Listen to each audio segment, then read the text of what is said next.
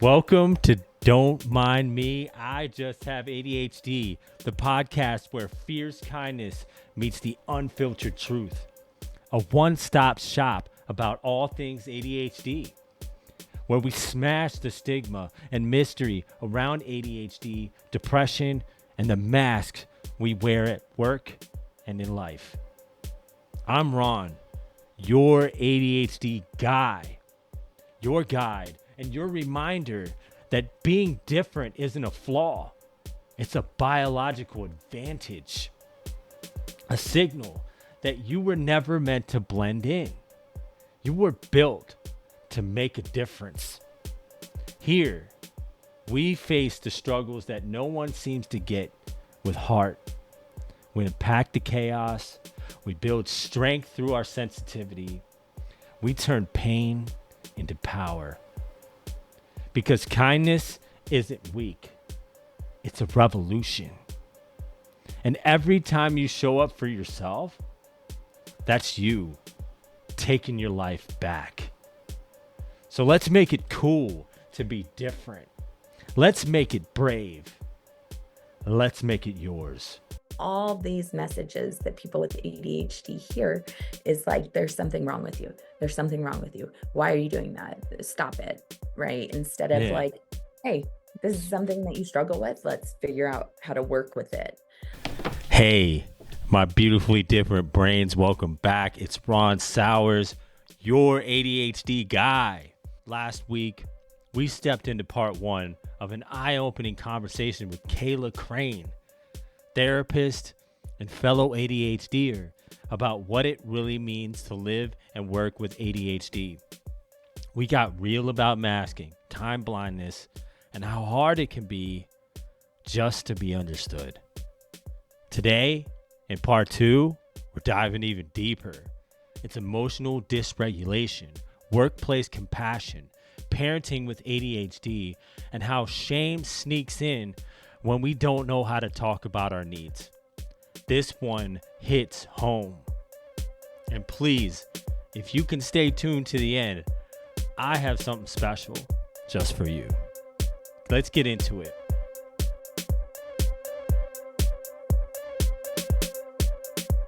On the flip side of that, as a manager, is there any things that you might suggest that they could look out for in those situations? Yeah. I mean, I think like being compassionate, is a huge piece of it. Being Yeah. understanding within reason. We can't expect, everything to change because we we have ADHD, right? But Yeah. but reasonable accommodations if it's possible. I think that's always uh a compassionate way to handle things, right? If somebody is a little slower, maybe the boss can be intentional about giving them their work or the assignment maybe a few days before they would typically give it to them, because they know it takes them a little bit longer, right? Maybe allowing them like a grace period of 5 minutes to get to work. Yeah. Um, like I said, something reasonable. Maybe they, allow them to take take walks, right? Like sometimes going to take a walk can be helpful. Yeah. Uh, just kind of, I think that even like during meetings and stuff, um I can focus so much better when I'm like doodling or doing something. Hmm. I try, it can be sometimes people think it means I'm not paying attention, right? But it's actually the opposite. That's how I can focus best. And so I think Yeah. having that understanding, and maybe if you're in a meeting with them, like, understanding that they're paying attention and listening in maybe a different way, but that they're still doing that. Yeah. So yeah, I think those are a couple things. Like I said, a lot of ADHD is like tricks, like doing things a little bit differently to meet your needs. So I think as much as a boss is willing to be on board with that, um, within reason, I think that that's so great. And Yeah. it really like validates the employee and makes, I think a lot of the time makes them, it really does normalize it. Like, hey, this is something I'm dealing with. Just like for an extreme example, somebody who is in a wheelchair, they take a ramp, right? Like Yeah. that's an accommodation that they make because it just that's what they need. Yeah. Um, so I think just paying attention to that and even at school, like my daughter's teacher is fantastic. She lets them chew gum, right? And because Mm. sometimes it's easier to my daughter chews on her hair and so instead she chews on gum. Teacher's totally open to her, walking around, taking a lap if she needs to. And I think a lot of people, teachers, or even bosses, I think are worried that that will get like taken advantage of and stuff. And Yeah. in the reality, like we want to get our work done too, like we don't want to spend all day on something that could take an hour, 2 hours. But that really helps get our brains working in whatever way. Um, just Yeah. kind of finding a way that works. No, that's awesome. Is there any like questions that they could ask that could open the door for that, like in a way that seems more safe and welcoming? Yeah, I mean, I think um hopefully the boss is a compassionate person, right? But being like open with, hey, this is something that I do struggle with, right? For instance, I when I work with clients, I lose my train of thought sometimes. Um, Hmm. and since my job is to talk, sometimes it will be kind of awkward. I mean, like mid-sentence, I'll just completely forget what I'm talking about. But Yeah. like I said, I'm pretty open and say, hey, like most of my clients, I think all of my clients know that I have ADHD and sometimes that happens and I get back on track, within less than a minute, but Yeah. sometimes it just happens. And I think had I not told them the reason, right, it would be like, what's going on here? Why is she doing that? Yeah. But since I tell them, so I think hopefully the boss is open enough to like be okay and want to work with them. So it's, hey, you don't have to use the language ADHD if you don't want to, but hey, sometimes I really struggle with paying attention or staying on task. I'll still get it done, but it helps me to go take a walk. Would that be all right with you? Or can we collaborate on a way that I would be able to do something like that?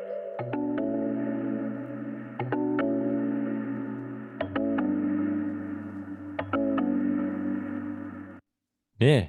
Yeah. Awesome. So with emotional dysregulation and the feelings, they don't normally get talked about. Well, they just don't get talked about enough. It's like a whole mask of like these intense, incredible emotions that most people don't like understand that they could switch. Like for me, like I could be in the best mood and then all of a sudden I'm just somebody says something a certain way or something happens and I'm flipped. Like I'm a totally in a totally different headspace. Um you deal with depression. What's that? What are those things? What is that like? What do you wish more people understood about that? About the emotional dysregulation Yeah. or the depression. And leading into the depression. Yeah, I wish they understood that again, that's a symptom. So my daughter is 8 and she just got a diagnosis, I think, 2 years ago. Yeah. Um, but she that there our first sign wasn't the focus, it was the emotion dysregulation. And I mean, it was drastic. Like you said, we wouldn't know when it was going to happen. And then it was, Yeah. I mean, really, it would get really out of control. And so I think just like normalizing that that's something that happens. And again, it sometimes it's like a us thing, right? Yeah. So instead of our partners saying like, wait, what did I do? I can't figure this out, right? Like having that awareness that this could just be some emotional dysregulation. It could just be overwhelming. It can be too much sensory input, right? Hmm. Although I am a very messy person, I have a very hard time like being tidy. Hmm. Um, at the same time, clutter gives me anxiety. And so it's kind of like a double-edged sword, right? Yeah. But that anxiety a lot of times can look like irritability.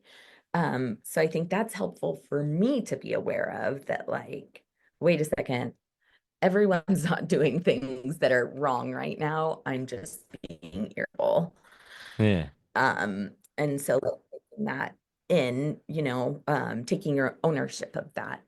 But yeah, I think just that this is what happens sometimes and how can we work with it again, right? Like now my daughter can um scream into a pillow or throw stuffies against the room or rip Mm. up paper, right? Like giving her outlets for that dysregulation rather than stop doing that, right? Because again, all these messages that people with ADHD hear is like, there's something wrong with you. There's something wrong with you. Why are you doing that? Stop it, right? Instead of Yeah. like, hey, this is something that you struggle with. Let's figure out how to work with it.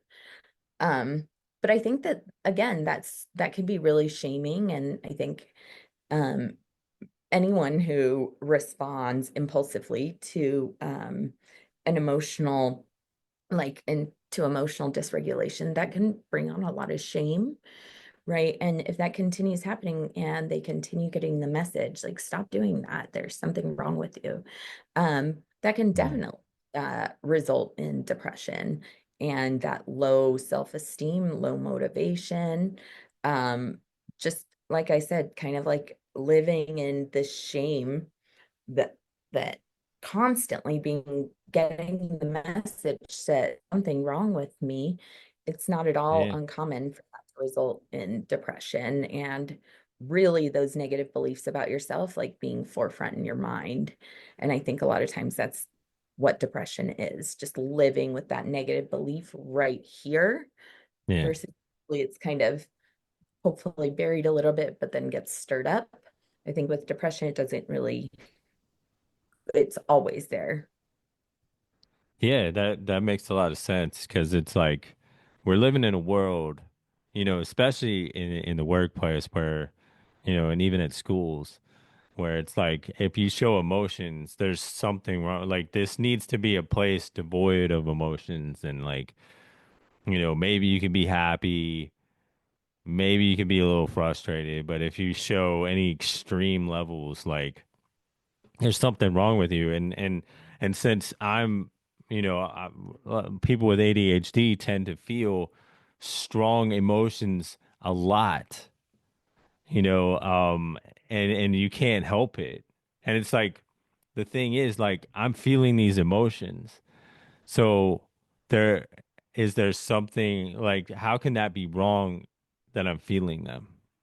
They need to be expressed in a certain way, and it's great that you were talking about that. There needs to be an outlet, and sometimes, if I'm really frustrated and I feel like something needs to, like I'll go out to my car and scream in my car, and like so no no one hears it, because I know it needs to come out, and there's nothing wrong with it. It's just there's something going on and that I don't like that I need to explore. And the more that I'm able to do that, and that could have came from my childhood, like that scream's been built up for 30 years or longer and it's just being stored inside my body, and that creates like stress, anxiety, and eventually depression because like I don't know where to get this out because I this isn't I feel like I'm crazy because I'm feeling normal emotions. Yeah, it can be really overwhelming. And like you said, a lot there is that message that like no emotions, and particularly men are socialized that vulnerability is not okay. And Hmm. so anger, frustration is a form of anger, that's almost always covering up a more vulnerable emotion. But boys are taught that the only like negative emotion that's acceptable is anger. And so if I Yeah. got really angry, like what was I forget the example that I used earlier, but my husband like canceled a dinner without telling me, or that we had planned or something, um, I might get really angry and kind of like blow up or something, or need to go scream, like scribble on paper. But Yeah. I like got more specific. Like maybe I was really just feeling disappointed. Um, when I'm able to identify that all this like anger is disappointment, number one, for me, it feels a lot better because anger just feels like big, right? Yeah. Like it's just anger. We can't really pinpoint it. It's just what it is. Hmm. But when we can get more specific and say, oh, actually, I'm probably just feeling rejected right now, or I'm feeling disappointed, or I'm feeling lonely, that changes things because now I have like specific language to identify what's going on with me. It makes more sense to me. I can now communicate that to whoever made me feel like that, right? It looks very different when I'm saying I'm so mad at you versus I'm really disappointed. um, Yeah. Mad, the anger is going to push somebody away, and then but Hmm. that vulnerability will bring them closer. So I think that that's like so important, is to be able to get under that anger, and that can be so like just to have that language again, like, oh, this is what it is. This is why it hurts so much. Then you can communicate that and solve a problem, right? Yeah. Like, but with the anger, it's just like go away, right? Yeah.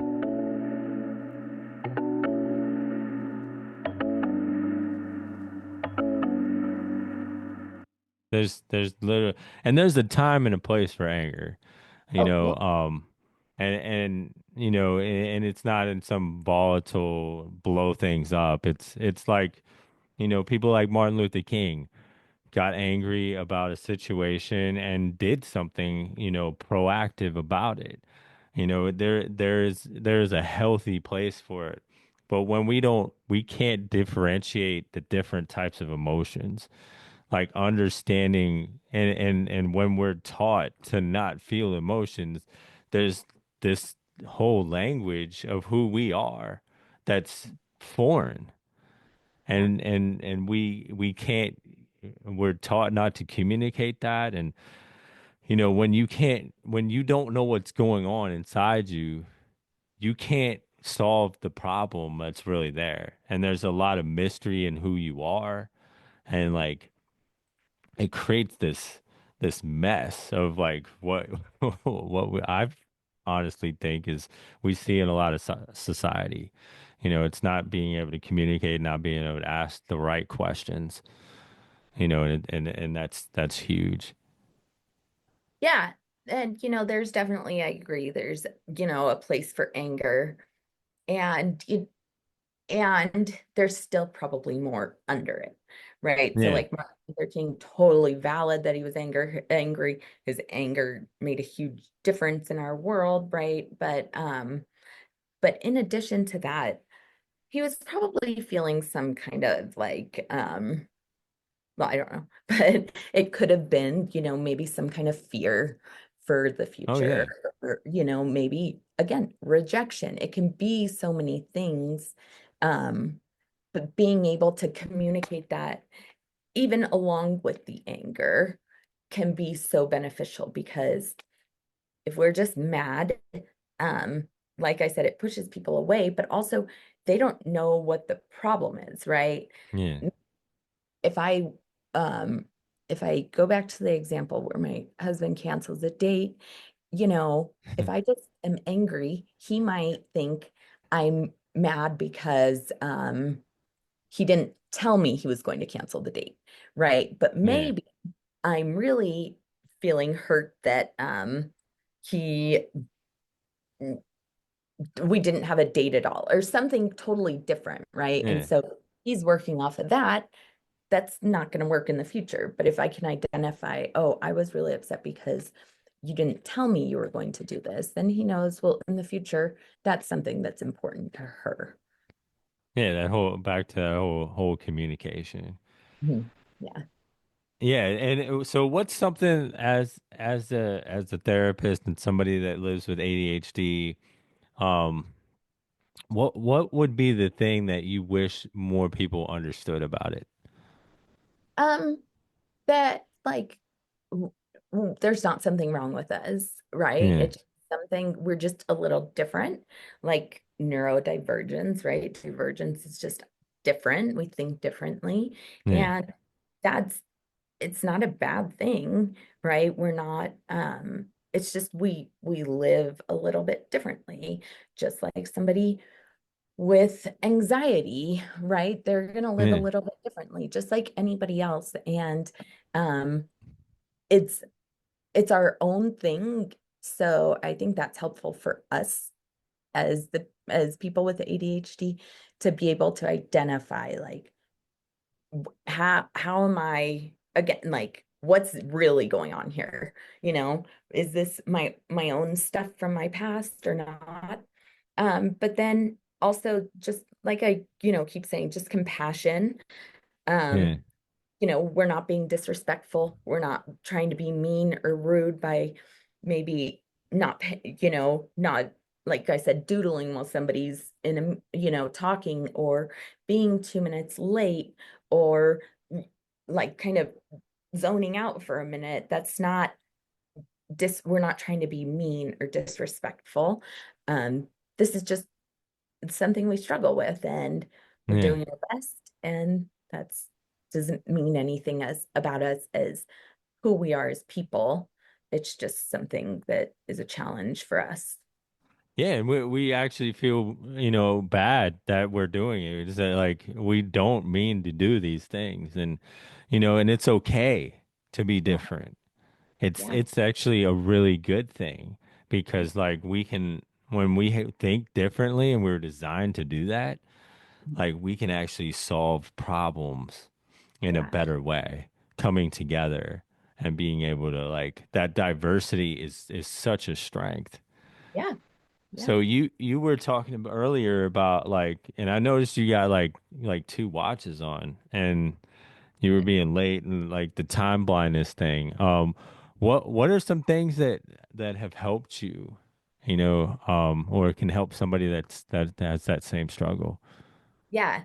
One of these watches was my grandpa's. It actually does work, which that could be my excuse for being late. But I'm just but like Oh, I said, I think I keep timers in like every room in my house, in my office. And these, for me, that work like a visual timer, right? yeah, I can put it on my phone, but I don't see it. But like something like this has like you can see that, right? So for me, timers work very well. Um, Notes. If you could see my desk right now, I think I have 12 post-its right in front of yeah, me. yeah, Notes to remind me to do everything. I think, what else do I do? I journal a lot when I feel emotionally dysregulated. That's really helpful for me to yeah. kind of see things from an outside perspective sometimes. Okay. Um, uh, Fidgets. I mean, I have fidgets all over. So I think, yeah, just trying things out and not feeling like there's something wrong if you need to have post-its all over your house, right? Like, or if you, Yeah. that's who you are and that's how your life works best. And that's just how it is, but not feeling like there's something wrong with you for doing that. Yeah, no, definitely. I need a visual like clock. Like, especially I've explained this to my manager, like if there's not some clock there, like, and I have to look at my phone, I'm not like when I open the phone, there's so many other things that are there that I forgot that I was actually looking for the time. Yeah. And thankfully she understood that. But there was a lot of other things in that conversation that I was trying to explain um that still need to be would be better if it was understood. So, unfortunately, that's we're at the top of the hour, and it's been such a lovely conversation and I've learned a lot. Um, where can my um my audience find you if they really want to reach out? And Yeah. So my website is southdenvertherapy.com, and also on Facebook and Instagram, just South Denver Therapy. And okay. all my information's on there, email, all that stuff. Okay, that sounds awesome. Do you have like any like parting wisdom? Yeah, I remember when I was diagnosed, my grandma said, like, okay, but like you're still you, right? Yeah, Like that doesn't mean there's something wrong with you, and it's okay. Like you don't have to change not being able to focus all the time, right? Like yeah, I need to make my life manageable and be able to do things, but also like sometimes I don't need to change it, like yeah, sometimes my symptoms are okay. It's not something I always have to resist, like that hyperfixation, right? Like, yeah. okay, there's something I like and it's not interrupting anything else. I don't need to try to be different. I can kind of just embrace this part of me. Well, awesome. Well, I thank you again. We're honored and flattered that you get on the show. You have a great Yeah, day. thanks. You too. Bye.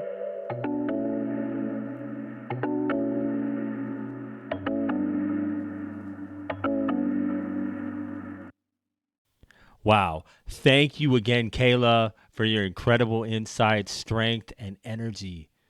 If this hits home, here's your next steps. Join me live on July 18th at 10 a.m. Eastern Time, 7 a.m. Pacific Time for my free webinar, Unlocking Your Potential Through Mindfulness. It's not about selling, it's about growing a community that gets it. We'll explore practical ways of using character strengths and mindfulness to thrive in work, relationships, and life. Reserve your free spot now at youradhdguy.com. That's youradhdguy.com. You don't want to miss this. And if this episode helped you feel a little less alone, share it with someone who needs to hear it. I see you. You're not broken. You're wired for something different. And that's so powerful. You take care, and may the source be with you.